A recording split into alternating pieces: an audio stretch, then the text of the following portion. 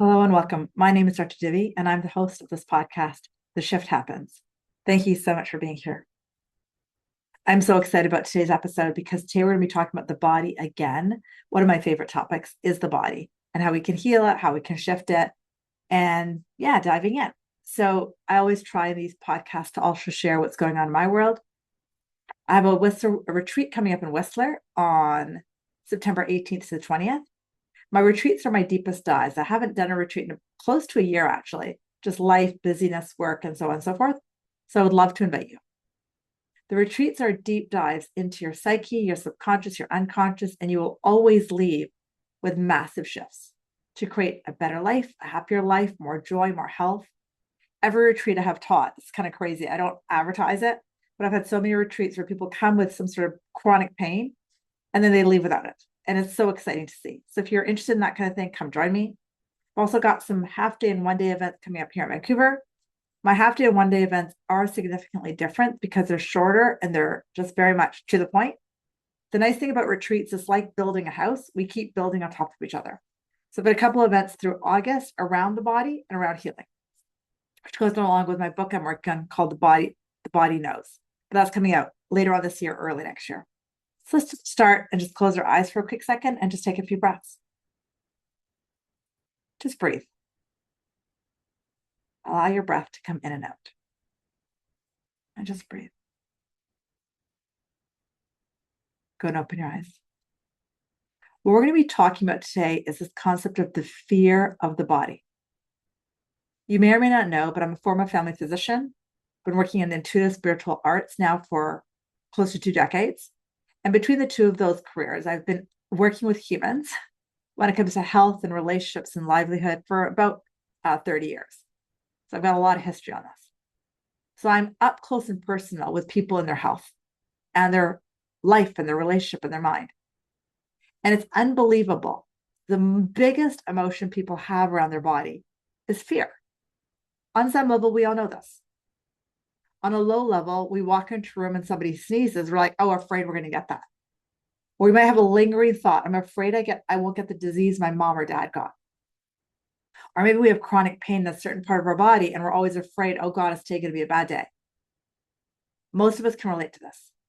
At different times of our lives, look at what happened during COVID.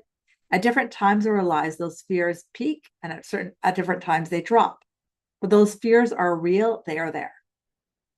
So today's podcast is about the idea about what if we shifted that thought? What if you weren't afraid of your body? What if this is something that we could actually shift and actually start to heal? The fear of our body keeps the fear alive and keeps us trapped in the circle. And again, COVID showed us to us more than anything. So we want to understand that fear begets fear begets fear begets fear. Most people who listen to my podcast are into some degree of like health, wellness. You might be into some degree of spirituality or metaphysics. It doesn't take a lot for us to realize that thought 1 becomes thought 2, becomes thought 3, becomes thought 4. We've heard of something called the law of attraction. That which is likened to itself is drawn. So when I put out an energy, I get it back. And they'll be like, Divi, I only don't know how to put out fear of my body. How do I put out anything but fear? So in today's podcast, what I did was I wrote out probably 15 or 20 statements, and I'm going to read them to you slowly. I want you to take them into your body and mind. I'd also love to hear how this landed. You can share with me on my Substack article what you think, on YouTube what you think, or on my school community what you think. I'm dying to know. Or just drop me an email and say, Divi, you are insane. I'm totally cool. I can handle it all. So what if our body is here as a reflection of our mind? What if what we really are always is a mind? Our mind sticks around with us forever.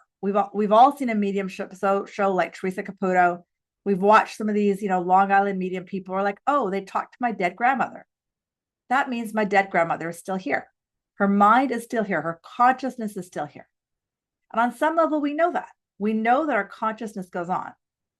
So what if the body is to tell me the consciousness that is split off from my creator, the consciousness that is split off from love, then my body's going to hurt. So when I'm holding more fear, when I'm holding more angst, then my body's going to hurt.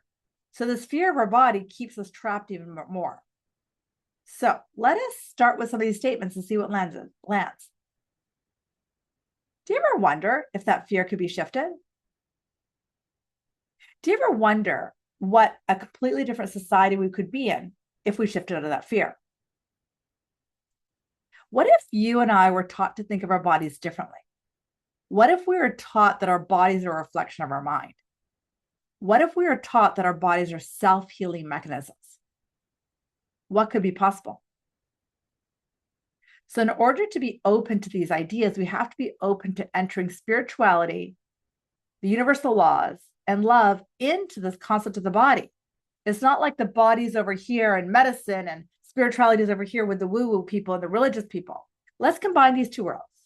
Let's still use medicine, still use acupuncture, still use homeopathy, and let's open up to spirituality. Let's not replace everything we know about modern medicine with woo. Let us combine the two. That's what my book is all about.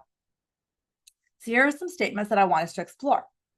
The first one, you are love. The concept of the I am is who I am. Most of you, if you've heard my podcast before, I talk about the observer a lot. Right now, as I look at this computer screen, I can know a part of myself can see myself. And I can observe myself in this moment. So who is the I, the observer, or Divi, the body, right? That's a bit of a mind, F-U-C-K. So if I am the observer, then I must be much more. So here are some statements.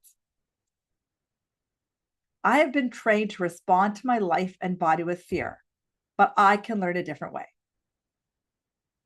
My body is not who I am. Who I am in the divine sense is a spiritual, energetic, alive being of infinite potential. And she will always be here, and she's here right now.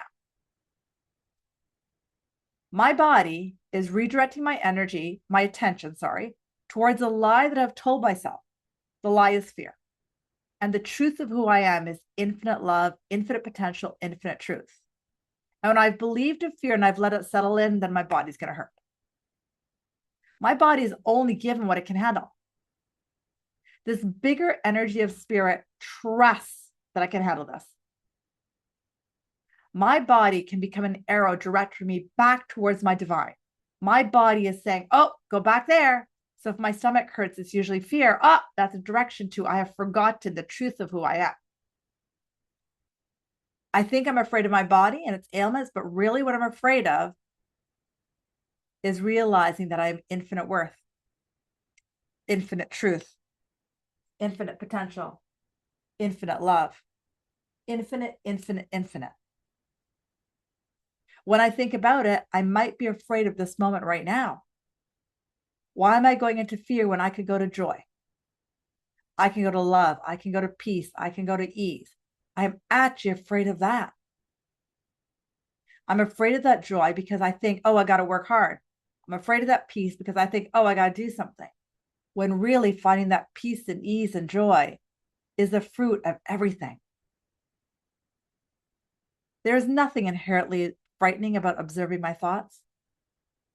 My thoughts are either in fear or love. The hardest part of healing is identifying those thoughts and beliefs behind the fear.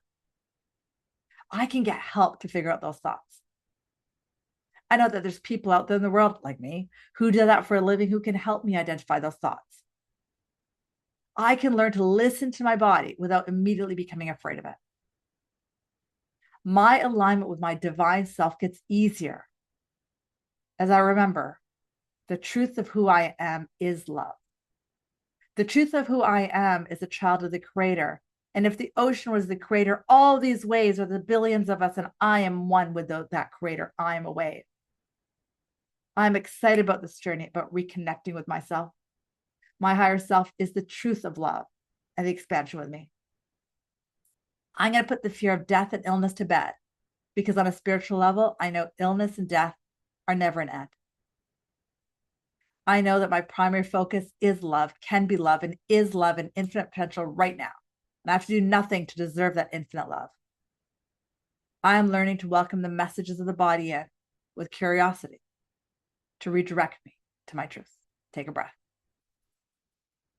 I know that was a lot of statements. Some of them landed, some of them didn't. So just breathe into that. And you can rewind this and listen to this whole thing again. What do you think? Any of these land, any of them don't? Do you think I've lost my mind? I'm curious what you think. We can really begin to heal and actually exponentially heal when we realize I am infinite potential. I am the creator. I'm not this body in this 5'6" meat suit. I am love. I am infinite. I am that power. And I'm worried because I'm afraid of stepping into that power. Share with me how this was. A couple things as I wrap this quick podcast. Please share this with others. Our greatest fear is the body. What would happen to the medical system if we change that? The second request, leave me a comment. Leave me a pleasant review, please. Give my podcast a 5-star if you'd be willing. Third request, share this with somebody else. And I would love to have you join me, either for one of my pain body workshops during August or my full retreat in September in Whistler. It's going to be a rocking time. I cannot wait to meet you. I'm blessed and honored that you took this time. And I'm sending you so much love from me to you. Have a beautiful day.